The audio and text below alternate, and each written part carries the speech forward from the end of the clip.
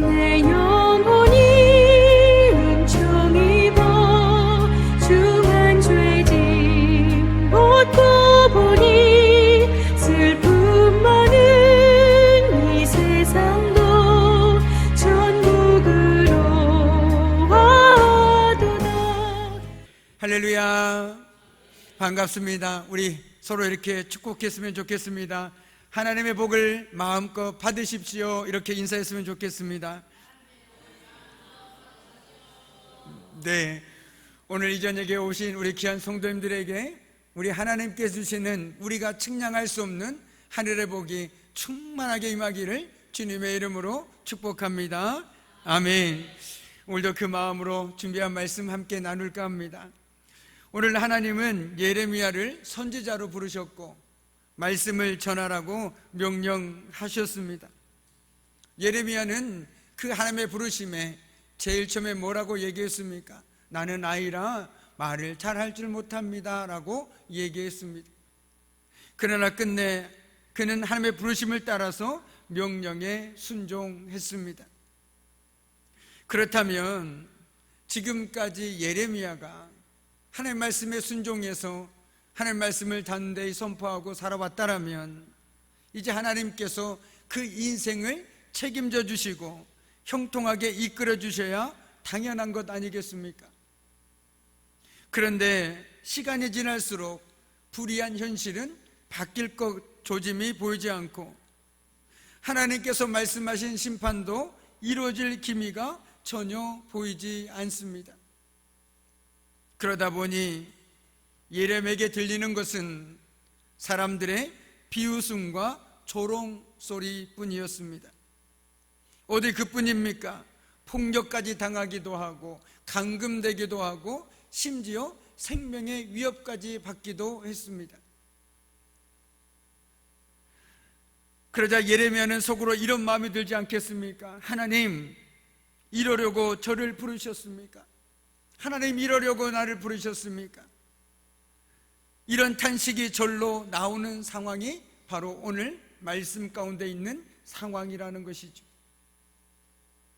선지자로 부르심을 받은 예레미야가 사역의 무거움과 고통을 호소하고 있습니다. 사람들이 예레미야를 모욕하며 조롱했던 이유가 과연 어디에 있겠습니까? 오늘 말씀해 보니 다른 데 있지 않았습니다. 네가 말씀대로 살지 못해서 그렇다, 이것도 아닙니다. 바로 그가 전한 메시지 때문이었습니다. 우리 8절 말씀을 다시 한번 읽도록 하겠습니다. 8절 말씀입니다. 내가 말할 때마다 외치며 파멸과 멸망을 선포함으로 여호와의 말씀으로 말미암아 내가 종일토록 치욕과 모욕거리가 됨이니이다. 아멘. 무슨 말입니까? 사람들의 귀에 단말을 했다라면, 쉽게 얘기해서 듣기 좋은 말들을 했더라면 예레미야에게 이런 괴로움과 조롱은 없었을 겁니다. 파멸과 멸망을 예고하자 사람들은 벌떼처럼 달려들어서 그를 조롱하고 그를 박해합니다. 안타깝게도 이스라엘 백성들은 자신들이 듣고 싶은 말만을 하나님의 말씀으로 생각했습니다. 그리고 오히려 예레미야를 거짓 선지자다, 거짓 예언자다 취급하고 말았습니다. 하나님께서 말씀하지 않으신 것을 예레미야가 말한다고 그들은 거짓 예언자 취급하면서 그를 감옥에 가두었고 핍박하였고 심지어 죽이려고까지 했다는 것입니다. 그 이유가 무엇입니까? 한마디로 자신들이 원하는 메시지가 아니었다는 사실입니다. 이스라엘 백성들에게는 두 가지의 근거 없는 자신감이 있었습니다. 첫 번째는 예루살렘에 성전이 있기 때문에 결코 예루살렘이 멸망하지 않을 것이라는 사실입니다. 그리고 다윗과의 언약이 있기 때문에 결코 이 나라는 망하지 않는다, 그런 근거 없는 자신감이 있었습니다. 그러다 보니 이 나라가 멸망할 것이다, 바벨론에 항복하는 것이 하나님의 뜻이고 살 길이다 라고 얘기하니 많은 사람들이, 그 당시에 많은 사람들이 예레미야를 거짓 예언자 취급하는 것도 그리 무리는 아닌 것 같습니다. 그리고 오늘 말씀 바로 앞에 바울이라는 거짓 예언자가 오늘 또한 예레미야를 때리면서 그를 거짓 예언자 취급하고 말았습니다. 이처럼 거짓 선지자들은 근거 없는 긍정과 하나님께서 말씀하신 적이 없는 말씀들로 이스라엘 백성들을 근거 없는 소망의 자리로 이끌어가고 있던 상황입니다. 괜찮다, 괜찮을 것이다, 점점 나아질 것이니 걱정하지 마라, 우리에겐 하나님이 계시지 않느냐, 누가 우리를 무너뜨릴 수 있고 어느 나라가 우리나라를 멸망시킬 수 있느냐, 결코 그럴 수 없다. 저기 예루살렘 성전을 봐라, 하나님이 우리와 함께하고 계시지 않느냐. 저 예레미야가 거짓말을 하고 있으니 그 말에 현혹되지 말아라, 이렇게 말하고 있다는 겁니다. 누가요? 거짓 예언자들이 말입니다. 또한 이스라엘 백성들 역시 그 말을 좋게 여겼습니다. 그리고 마땅하다고 생각했습니다. 그래서 자기들이 듣고 싶지 않은 말을 자꾸만 하는 예레미야가 쉽게 얘기하면 꼴도 보기 싫었습니다. 귀를 막아버렸습니다. 마음을 닫아버렸습니다. 그래서 그에게는 비방과 핍박밖에 돌아오는 것이 없었습니다. 사실 애초에 예레미야도 그런 말씀, 그런 예언을 하고 싶은 생각은 전혀 없었을 겁니다.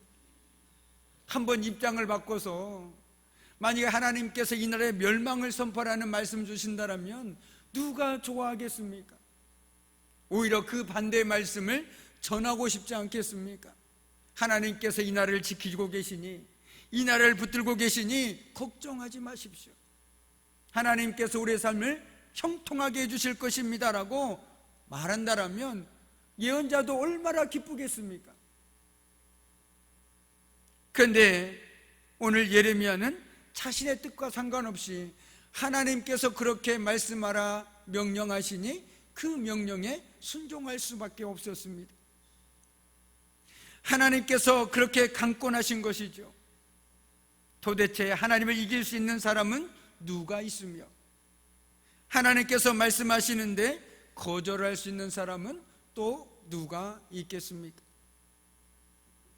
그래서 그는 하나님을 향하여 이렇게 고통스러운 말을 내뱉습니다.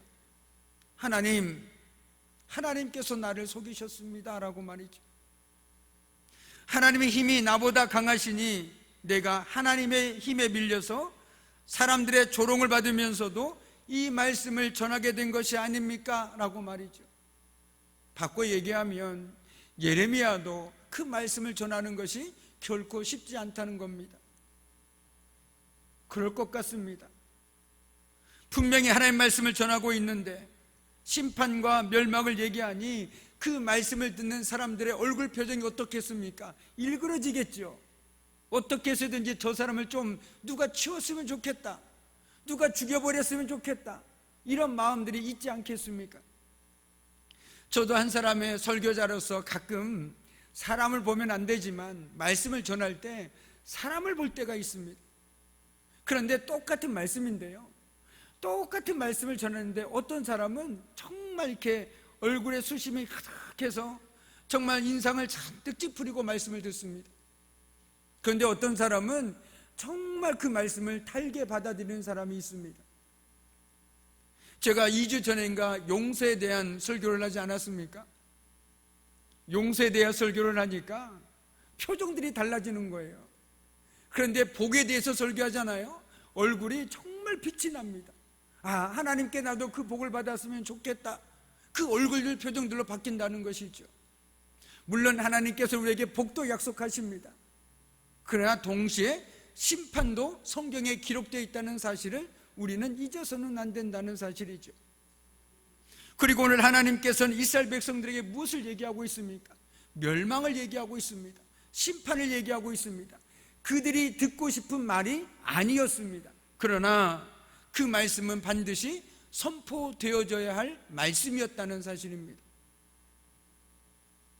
백성들의 반발과 박해는 점점 심해지고 온갖 조롱과 멸시를 예레미야는 온몸으로 감당해내야 했습니다. 예레미야가 무슨 죄가 있습니까? 그저 하나님께서 전하라고 한 대로 전한 것뿐인데 온몸으로 그 모진 고초를 당하고 있는 것이 예레미야입니다. 그런데 예레미야는 어떻게 그 험난하고 힘겨운 선지자의 길을 끝까지 갈 수 있었을까요? 우리 9절 말씀을 함께 읽도록 하겠습니다.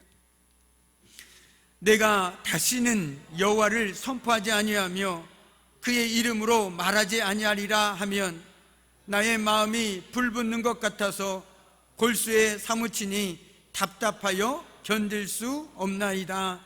아멘. 오늘 예레미야는 이렇게 결단했다는 것이죠. 내가 다시는 주의 이름으로 전하지 않으리라. 왜요?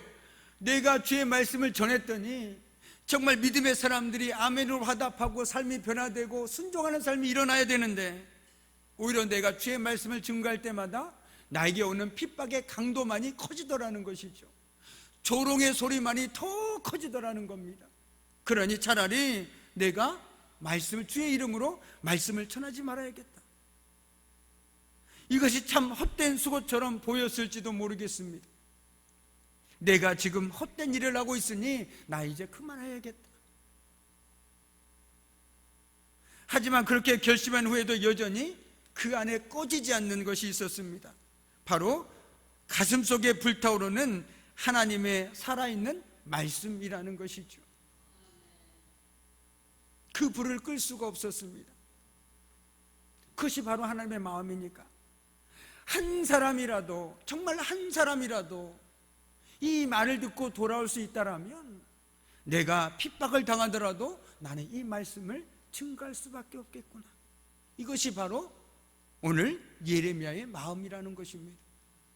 오늘 말씀을 통해서 핍박과 멸망과 파멸을 얘기하고 있는 그 하나님의 마음은 실제로는 제발 너희들이 거기까지 안 갔으면 좋겠다.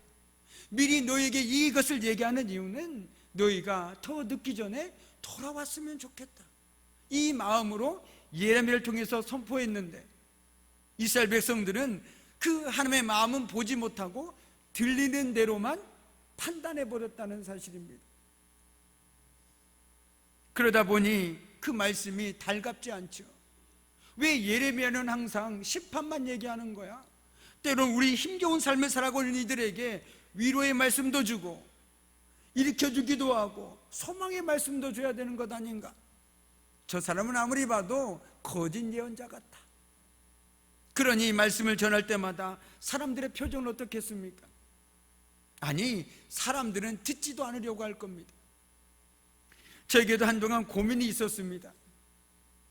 제가 설교를 할 때, 여기서는 안 그랬는데 설교를 할 때 항상 어찌 보면 변화를 강요하듯 한 설교를 참 많이 했습니다. 그런데 어느 순간 이런 깨달음이 왔습니다. 내가 하는 것이 아니라 하나님께서 하시는 것이다. 그 대신 나는 있는 그대로 최대한 내가 깨달은 대로 말씀을 전하는 것이 나의 소명이구나라는 것을 깨닫게 되었습니다. 모르겠습니다. 지금까지 거의 4년차 동안 저의 말씀을 들으시면서 어떤 분들은 왜 목사님은 항상 가르치듯이 설교를 할까라고 생각하시는 분들이 계실지도 모르겠습니다. 사실 저는 복을 얘기하기보다는 삶에 관한 얘기를 많이 했었습니다. 믿음의 사람이라면 이렇게 살아야 하지 않겠나?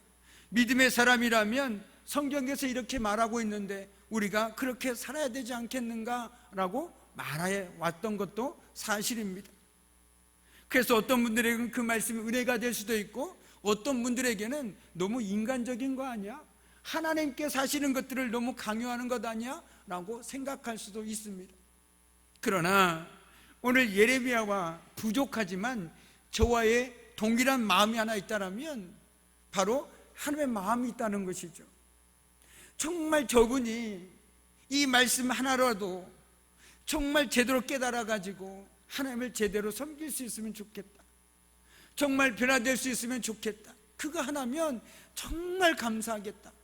이 마음으로 말씀을 증거한다는 사실이죠. 그러다 보면 때로는 내가 듣기 싫은 말도 전할 수밖에 없는 것이 사실인 것입니다. 그렇다고 해서 성경에 없는 말들을 막 가지고 와서 전하는 건 아니죠. 성경에 있는 말씀들을 전하게 되는 것도 사실인 것입니다. 그래서 예언서를 특별히 많이 설교하는 이유가 예언서에 하나님의 마음이 그 무엇보다 많이 담겨 있기 때문에 그렇습니다. 오늘 예레미야 역시 하나님의 말씀에 사로잡혀서, 하나님의 마음에 사로잡혀서 그 말씀을 전하지 않을 수가 없었습니다. 예레미야 주변 사람들은 모여서 수군거렸지요. 예레미야와 친했던 사람들마저도 예레미야가 실패해서 넘어지기를 기다리고 있었습니다. 그런 상황 속에서 예레미야는 하나님의 말씀을 증거해야 하니 그 어려움이야 어찌 이루 다 말로 표현할 수 있겠습니까? 그래서 늘 그는 하나님 앞에서 울 수밖에 없었습니다. 그래서 눈물의 선지자 예레미야라고 얘기하지 않습니까? 우리가 살다 보면 지나가다 듣는 말 한마디에도 상처받지 않습니까? 그런데 하물며 종일토록 사람들에게 조롱거리가 되고 보복하겠다며 미움받으니 예레미야는 너무너무 힘들고 외로웠을 겁니다. 그럼에도 그는 사방에서 두려움으로 가득 찬 상황에서 눈을 들어 자신과 함께하는 하나님을 바라봅니다. 그리고 하나님의 말씀을 떠올립니다. 오늘 예레미야가 그 사역을 감당할 수 있었던 이유요, 예레미야에게 믿음이 커서 그럴 수도 있겠죠. 그러나 성경에서 그 이유를 찾는다면 하나님께서는 일찍이 예레미야에게 이렇게 말씀을 하셨습니다. 예레미야 1장 19절 말씀에 보면 이런 말씀이 있습니다. 그들이 너를 치나 너를 이기지 못하리니 이는 내가 너와 함께하여 너를 구원할 것임이니라. 아멘. 이것은 하나님께서 예레미야에게 소명을 주면서 약속하신 말씀입니다. 무슨 말입니까? 예레미야가 지금 사방으로 두려움에 있고 핍박과 고난 속에서 떠올렸던 말씀, 하나님께서 처음 나를 부르셨을 때 나에게 약속하신 그 말씀, 바로 그들이 너를 치려고 하나 너를 이기지는 못할 것이다. 왜냐하면 내가 너와 함께하여 너를 구원할 것이기 때문이다 라는 이 말씀입니다. 이 말씀을 곱씹을 때마다 예레미야는 자신과 함께 하시는 하나님을 확인할 수 있었겠죠. 그리고 그 말씀처럼 그들이 나를 치려 하나 하나님께서 나를 구원하시기에 그 누구도 나를 이기지 못할 것이라는 강한 확신과 믿음이 있었을 것입니다. 그래서 그는 끝까지 그 사명의 길을 걸어갈 수 있는 이유도 거기 있다는 것이죠. 저 역시 마찬가지입니다. 때론 살기 힘들 때, 때론 이것이 맞나? 라고 고민할 때 끊임없이 되씹는 말씀이 있습니다. 여호수아 1장 9절 말씀이죠. 내가 내게 명령한 것이 아니냐? 강하고 담대하라. 놀라지 말며 두려워하지 말마. 네가 어디로 가든지 내가 늘 너와 함께하니라. 저는 이 말씀을 또 올려봅니다. 그리고 두려움이 제 삶에 엄습해 올 때 이 말씀에 제 삶을 온전히 내맡깁니다. 하나님께서 분명히 약속하신 것처럼 하나님께서 함께 해주신다고 했고 두려워하지 말라 말씀하셨으니 나는 그 말씀에 내 인생을 걸고 살아갑니다. 오늘 예레미야 역시 마찬가지 아니겠습니까? 하나님께서 약속하신 그 말씀에 자신의 인생을 걸고 살아가는 것입니다. 그렇게 할 때 그는 상황에 상관없이 하나님의 주신 말씀을 담대하게 선포할 수 있는 이유가 거기 있다는 것이죠. 그리고 비록 지금 상황이 홀로 싸우는 것 같아도 자신이 혼자가 아니라는 사실을 깨닫게 되었습니다. 왜요? 하나님께서 약속하셨지 않습니까? 내가 너와 함께하여 너를 구원할 것이다 라고 분명하게 약속하지 않으셨습니까? 홀로 있는 것 같고 외롭고 쓸쓸해도 저와 여러분도 결코 혼자가 아니죠. 왜요? 하나님께서 약속하지 않으셨습니까? 세상 끝날까지 내가 너희와 함께할 것이다 라고 말씀하셨습니다. 하나님은 지금도 저와 여러분과 함께하고 계십니다. 험악한 세상을 살아가는 우리들에게 참된 힘과 능력은요, 바로 지금 나와 함께 하시는 그 하나님을 바라보고 의지하며 살아가는 삶일 것입니다. 그리고 하나님의 말씀을 붙드는 것일 것입니다. 어찌 비단 저에게만 하나님의 말씀을 주셨겠습니까? 우리 각자에게 하나님께 주신 말씀이 있지 않습니까? 힘겨울 때마다, 낙심할 때마다 눈물로 밤을 지샐 수밖에 없는 그 상황 속에서 우리는 그 말씀을 떠올려 보죠. 하나님, 나에게 이런 약속의 말씀을 주지 않으셨습니까? 나 그 약속의 말씀 붙들고 오늘도 믿음으로 주님 앞에 나가렵니다. 이것이 바로 말씀이 주는 은혜요, 능력이라고 저는 생각합니다. 그리고 그 말씀은 정말 1.1핵도 오차 없이 하나님의 때에 정확하게 이루어진다는 사실을 우리 삶을 통해서도, 우리 주변의 믿음의 권속들의 삶을 통해서도 우리는 알고 있습니다. 그러므로 오늘 이 저녁에 우리는 이 사실을 분명히 알아야겠습니다. 어려움과 이견을 만났을 때 우왕좌왕할 것이 아니라 우리와 함께 하신다고 약속하신 그 하나님께 우리는 달려가야 하는 것이죠. 그리고 내 생각과 경험보다 하나님 말씀에 이끌려 살아가는 삶을 살아야 하는 것입니다. 오늘 이 밤 예레미야를 통해서 하나님께서는 우리에게도 동일하게 약속하고 계신 줄 믿습니다. 내가 너와 함께 할 것이다. 그러니 두려워하지 말고 염려하지 말라. 이 하나님이 계시는데 왜 걱정하고 왜 염려하고 왜 두려워합니까? 하나님이 나와 함께하고 계시는데요. 그 하나님이 어떤 하나님이십니까? 굳이 말을 하지 않아도 우리 너무 잘 알고 있지 않습니까? 천지를 창조하신 전능하신 하나님 아니십니까? 그리고 약속한 것을 반드시 지키신 하나님께서 오늘도 말씀을 통해서 나에게 말씀하시는데 왜 두려워하고 왜 염려하고 왜 우리가 그런 삶을 살아야 하는 것이죠. 오늘 예레미야 역시 마찬가지였습니다. 사방에는 그를 조롱하는 조롱의 소리가 끊이지 않습니다. 핍박과 심지어 자신을 죽이려고 하는 그런 극한의 상황 속에서도 그는 눈을 들어 하나님을 바라봅니다.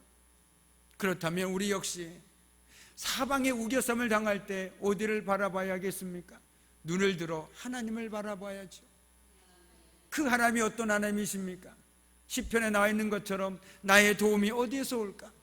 천지를 지으신 여호와께서로다 라는 이 고백이 우리의 고백이 된다라면, 저와 여러분의 믿음의 고백이라면 정말 줄 것 같은 그 상황 속에서도 이제 끝났구나, 이제 정말 끝났구나 라고 생각하는 그 상황 속에서도 우리는 담대하게 이렇게 고백할 수 있을 것입니다. 나의 도움은 오직 천지를 지으신 하나님께로부터 옵니다. 나 그 주님께 모든 걸 내맡기겠습니다 라고 말이죠.